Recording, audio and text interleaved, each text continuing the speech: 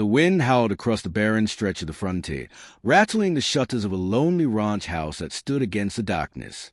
Elias Carter had grown used to the noises of the land, the wolves that cried from the timberline, the low groan of the barn beams as they pressed against the wind, the silence between gusts that reminded him of how alone he had become. Nights like this had a rhythm, a harsh music of nature's will, and he usually sat by the fire listening, letting it press against him until his own weariness overcame it.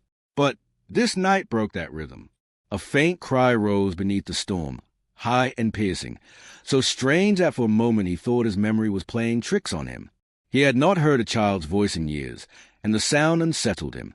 When it came again, louder and sharper, Elias rose, took his lantern, and opened the heavy door. There she was, a figure hunched against the storm, her clothes torn by thorns and mud, her arms clasping something close to her chest. She swayed forward once, caught herself on the threshold, and then collapsed at his boots. Elias dropped to his knees, lantern swinging. A newborn child wailed against the woman's breast, wrapped in a ragged blanket that clung damp to its tiny body. Her lips moved, but the wind swallowed her words. Her eyes fluttered open, met his for the briefest instant, and then closed as a surrendering to the night. Elias lifted both mother and child, carried them inside, and shut the storm away. The weight of her was lighter than he expected, bones and desperation beneath worn cloth. He laid her by the fire, pulled another blanket across her shoulders, and turned to the infant. The child's skin was flushed from cold, its cries trembling with hunger. Elias had no practice with such things. The last time he held a baby had been before the war, before his own wife and unborn son had been taken by fever. Still, instinct overruled hesitation. He stoked the fire higher, fetched a pot of warm water, and checked the child breathing. His hands were callous from years of ranch work, built for rope and plow, not for such delicate life. Yet he moved with a strange gentleness, as if afraid that even the air around him might harm what little innocence remained in the world. When dawn came, soft and gray through the shutters, the storm had passed. Elias had not slept. The woman stirred, coughing weakly, her voice rasping when she tried to speak. He steadied her with a cup of water, watched her drink, and waited. At last she whispered her name, Anna, and then, with a gaze heavy with fear, she begged him not to send her away. She said nothing of where she had come from or what had driven her into the night, only clutched her child tighter and shook her head as if silence were the only protection she had left. Elias wanted to press her, demand an answer, but something in her eyes stopped him. He had seen men on battlefields clutch secrets that weighed more than their wounds, and he knew that prying before trust was earned would only drive her deeper into silence. Instead, he offered the only assurance he knew how. "You'll stay here," he said, voice rough but steady. "From this night on, no harm will touch you beneath my roof. You are my wife from now." The words came out more like a command than a comfort, yet he meant them as both. Not a declaration of love, for he had buried that part of himself years ago, but a vow of protection, a shield against whatever dangers had left her wandering in the wilderness. She blinked at him, startled, but then nodded with a kind of exhausted relief. A single tear slid down her cheek as if the weight of that promise had given her something she no longer dared hope for, safety. The days that followed tested his decision. Supplies were already scarce after a long winter, and another mouth, 2 mouths, in truth, stretched them thin. He rode out to hunt and trap rabbits, while Anne attended to mending clothes and nursing her child. They spoke little. Words kept to necessities, but silence carried meaning of its own. He watched how she traced the baby's face with her fingertips as if memorizing every line, how she woke in the night to soothe its cries no matter how exhausted she was. In those quiet moments Elias felt both the ache of his own losses and the stirrings of something he thought long buried, the will to protect rather than simply endure. Yet he also saw the fear that never left her. When the wind rattled the windows, she startled. When a stranger's horse rode by on the road beyond the fence line, her face paled. She avoided questions about her past, and though Elias respected her silence, he could not ignore the sense that shadows trailed her steps. She had not arrived by chance. Desperation had driven her, and desperation often had teeth. One evening, as the sun bled red over the horizon, Elias carried firewood into the house and found Anna standing by the window, clutching her child and staring out toward the open plains. Her lips moved in prayer or fear. He could not tell which. When he asked if she was unwell, she only shook her head and whispered, "They will come." Elias said nothing at first. He stacked the wood by the hearth, stirred the fire, and then faced her. "Who?" Her eyes darted to him, then away, as if answering would summon danger closer. But finally she said, "The men who took my husband's life. They will not stop until they've taken me too." The word struck him with both fury and clarity. He had suspected as much, though hearing it hardened the air between them. Elias felt the old instincts of war rise in his chest, the readiness to fight, though he had promised himself he would never again raise steel against another man. He had come west to escape bloodshed, to build a life carved by sweat rather than violence. But now violence was knocking at his door in the shape of a widow and her child, and he had already opened that door willingly. That night, while Anna slept curled protectively around the infant, Elias sat awake by the fire, rifle across his lap. He stared at the flames until his vision blurred, weighing the choices that lay before him. If he sent her away, he returned to solitude and safety, but at the cost of condemning an innocent woman and child to certain death. If he kept her, he invited the wrath of outlaws and the suspicion of neighbors who already whispered about him.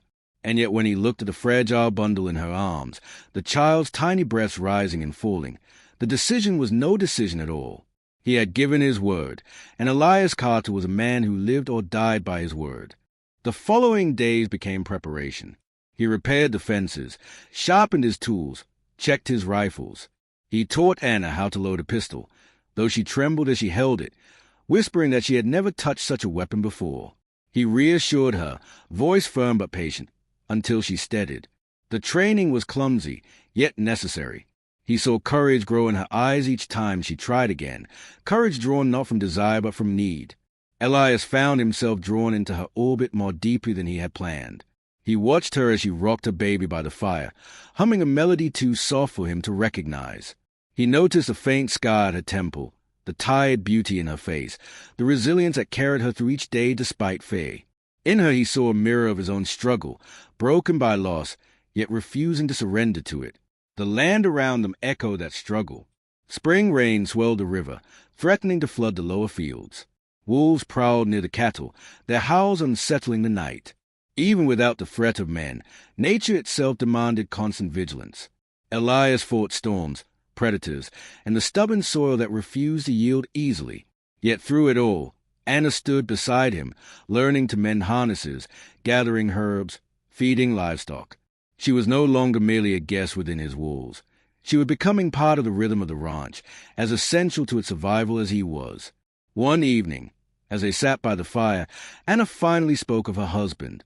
She described a man who had gambled more than he could afford, who had crossed the wrong men, and who had paid with his life. They had fled, hoping to vanish into the wilderness, but those men pursued. He had fallen to them, and she had carried on alone with her child until her strength failed at Elias's door. Her voice cracked as she spoke, tears running down her face, and Elias listened in silence. When she finished, he reached across the table and set his hand gently over hers. No words passed between them, but she understood. His vow still stood, unbroken, and she was no longer alone. Outside, the night pressed heavy with quiet. But within that quiet, a new bond had begun to form, fragile, uncertain, yet real. Elias did not know what tomorrow would bring, whether wolves or men or storms would descend upon them. All he knew was that the widow at his door had become more than a burden. She was a test, a purpose, and perhaps, in some small way, a chance at redemption. And as the fire burned low, he swore silently that whatever came, he would be ready. The settlement lay a half-day's ride from Elias's ranch, a cluster of wooden buildings pressed against the prairie like stubborn weeds that refused to be trampled. Dust swirled in its single street, where wagons groaned and boots stamped, and rumors traveled quicker than the wind. Elias seldom went there except for supplies, and when he did, he kept his word to a minimum.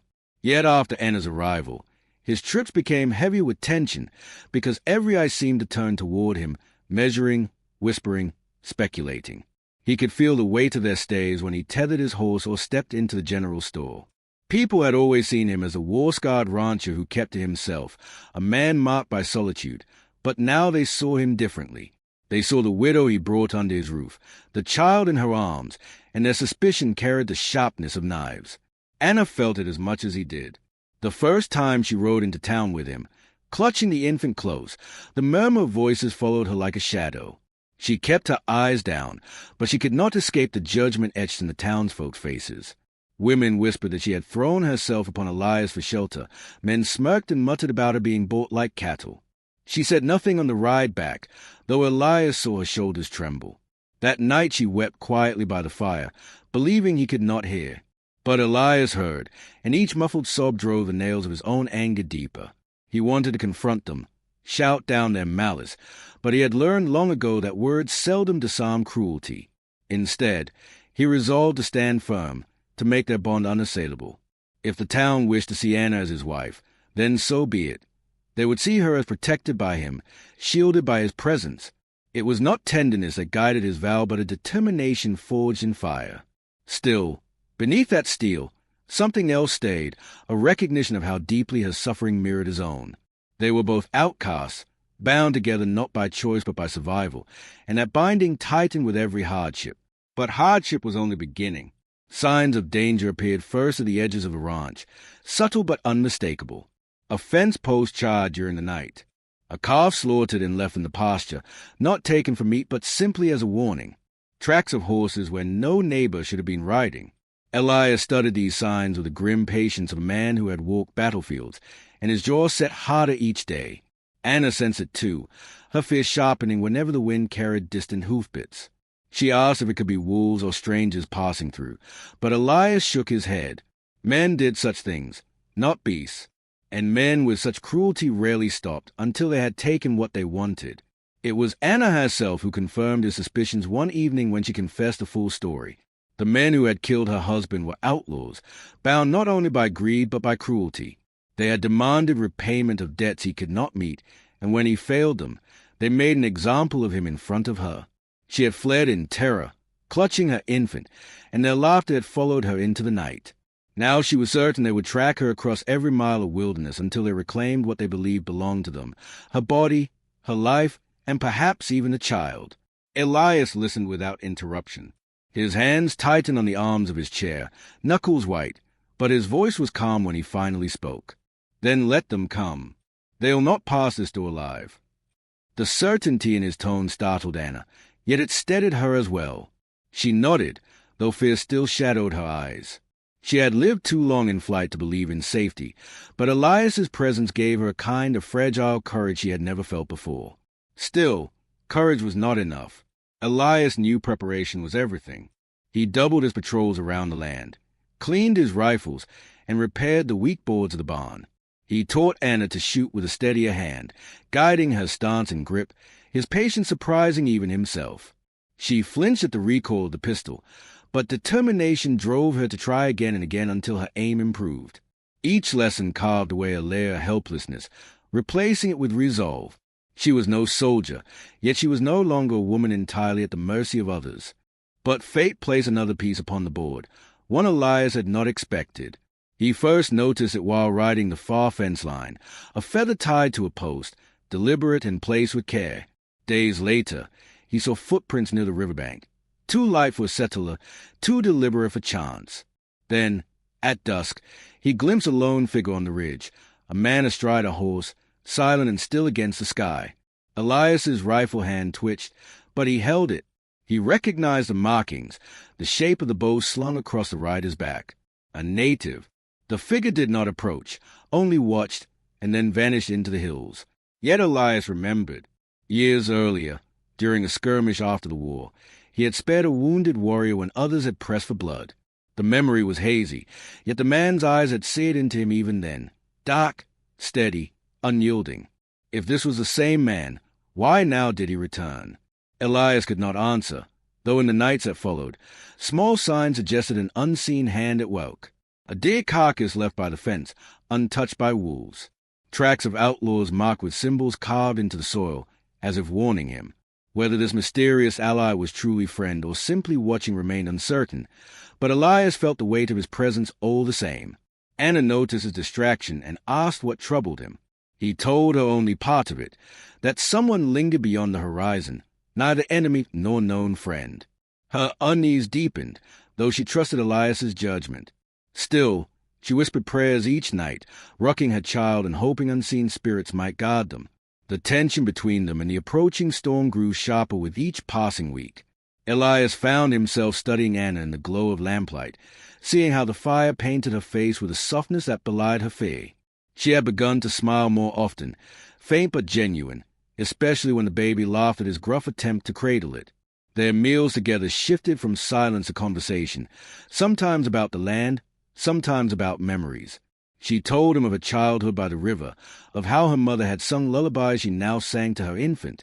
He told her of the horse he had once loved like a brother, lost to a winter storm, and of the emptiness that had followed. They spoke not like lovers, but like two survivors recognizing the same scars upon one another's souls. One afternoon, while repairing the barn roof, Elias saw smoke on the horizon. Too much for a campfire, too little for a prairie blaze. Bandits! He felt it in his bones. That night, he sat with Anna at the table and told her they must be ready. She nodded, her face pale, but no longer pleading. "If they come," she said, "I'll fight beside you." The determination in her eyes stirred something in him, something deeper than duty. He realized then that he was no longer protecting her out of obligation. He was bound to her by choice. The first clash came sooner than expected. Returning from town with a sack of flour, Elias found hoof prints circling near the ranch, fresh and deliberate. He dismounted quietly, rifle in hand, and scouted the trees. A shot cracked, splintering the fence beside him. He fired back, driving the shadows into retreat. When he returned to the house, Anna stood in the doorway, baby pressed to her chest, pistol clutched in her trembling hand. He saw the fear in her eyes, but also the iron beneath it. She had been ready to fight if he had not returned.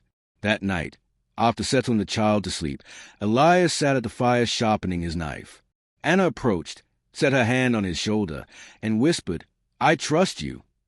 The words were simple, yet they struck deeper than any oath.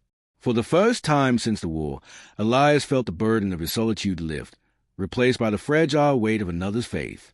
But faith would not stop bullets. Elias knew the bandits would come in full force, and soon. He also knew they were not the only ones watching. For when he stepped outside, beneath the pale wash of moonlight, he saw again the figure on the ridge, silent, distant, but unmistakable. The native warrior had returned, his gaze locked upon the ranch. Elias raised his hand in wordless acknowledgment. The figure did not respond, only turned his horse and melted into the hills. Elias did not know whether to count him friend or fate, but he understood this much. The frontier was closing in, shadows tightening their grip, and soon he would have to choose between the quiet life he had built and the war he had vowed never to fight again. For now, though, the house was quiet, the fire warm, and Anna's soft breathing filled the space where silence once reigned. Elias sat awake, listening, waiting, the weight of what was to come pressing down like the heavy sky before a storm. And though the storm had not yet broken, he knew in his heart it was already upon them. The night was still when it began, the kind of silence that comes only before violence. Elias sensed it first, an unease in the air, a weight that pressed harder than the darkness itself. He sat at the table, oil lamp flickering against the wood, while Anna hummed softly to the child in her arms. Her song broke off when she saw his face. He had gone rigid, head tilted, listening beyond the walls. Hoofbeats, slow at first, then quicker, joined by the muffled crackle of torches carried through the dry grass. Elias stood, rifle in hand, and nodded toward the back room. "Stay low. Keep the baby close. Don't make a sound." Anna obeyed without question, slipping into the shadows as his boots struck the floorboards. He blew out the lamp, plunging the house into near darkness, and opened the door to the night. Across the field, firelight bobbed like a swarm of angry insects. Riders, at least a dozen, maybe more, spreading into a crescent that sought to encircle the ranch. Their shouts carried on the wind, crude laughter mixed with the bark of commands. The bandits had come at last, bold and eager for blood. Elias's jaw tightened. He had waited for this moment, prepared for it. Yet now that it was here, the weight of his promise settled upon him like iron. He had sworn to protect Anna and the child. That oath meant his life was no longer his own. He moved quickly, lighting the signal lantern he had hidden in the barn loft. Its glow was faint, But he hoisted it high, trusting the unseen ally he had glimpsed on the ridges would understand. Then he positioned himself near the fence line, rifle barrel steady against the wood, breath measured. The bandits drew closer, their torches throwing long shadows. One called out, mocking, demanding the woman be surrendered. Elias answered with silence, then with fire. His shot rang out, and one rider toppled from his horse. The night exploded. Gunfire shattered the stillness. Horses reared, men cursed, bullets tore through wood and earth.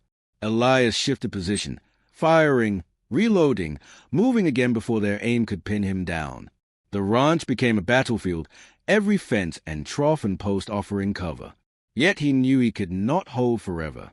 For every man he dropped, more surged forward. They carried with them the hunger of wolves and the cruelty of men who kill for pleasure as much as gain. Then, from the ridge, a second volley cut through the chaos. Arrows whistled, striking torches and plunging parts of the field back into darkness. The bandits cursed in confusion, some falling from their saddles with shaft protruding from their backs. A figure moved through the night with the fluidity of shadow itself, Ravenhawk, the silent warrior who had watched them for weeks. Now he fought beside them, not with words but with action. Elias felt a grim surge of relief, though he had little time to dwell on it. The bandits pressed harder, determined to break through. A group reached the barn, setting it aflame. The dry wood caught quickly, fire roaring upward, sparks leaping toward the sky. Elias rushed to cut them down, bullets finding their marks, but the blaze had already claimed half the structure. He turned to see Anna at the door, child clutched to her chest, the glow of fire reflected in her terrified eyes. "Stay inside!" he roared, even as he fought to keep the attackers from the house. The battle became desperate. Ravenhawk appeared at Elias's side, his bow traded for a tomahawk that flashed in the firelight.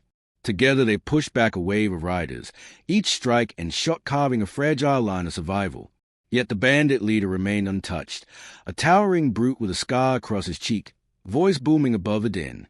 He taunted Elias, reminding him of past failures, mocking his attempts to play protector.